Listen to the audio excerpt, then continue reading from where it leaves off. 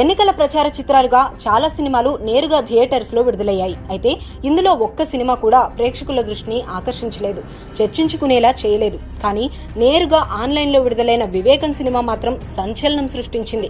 ఇక ఈ సినిమాపై వైఎస్ వివేకా కుమార్తె సునీత ఇచ్చిన రివ్యూతో ఇది ఇంకా వైరల్ గా మారింది. ఎలాంటి ప్రచార ఆర్భాటం లేకుండా నేరుగా ఆన్లైన్ వేదికల్లో విడుదల చేసిన వివేకం సినిమాలో నిజాలని నిర్భయంగా చూపించారనే టాక్ వినిపిస్తోంది.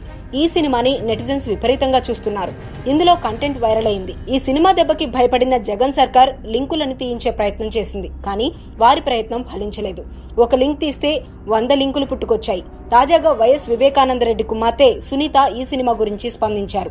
వివేక సినిమాను ఎవరో కానీ చాలా ధైర్యంగా తీశారని, ఆ సినిమా చివరి అరగంట చూస్తే చాలా భయం వేసిందని, ఆ సన్నివేశాలు చూడలేక కళ్లు మూసుకున్నానని, అందులో చూపించిన దానికంటే వాస్తవాలు ఇంకా దారుణంగా ఉన్నాయని ఆమె చెప్పారు. ఇక సునీత స్టేట్మెంట్ తర్వాత వివేకం సినిమాపై జనాల్లో మరింత ఆసక్తి పెరిగింది. సునీత వ్యాఖ్యలని వార్తల్లో చూసిన చాలా మంది ఆ సినిమా కోసం వెతికారు.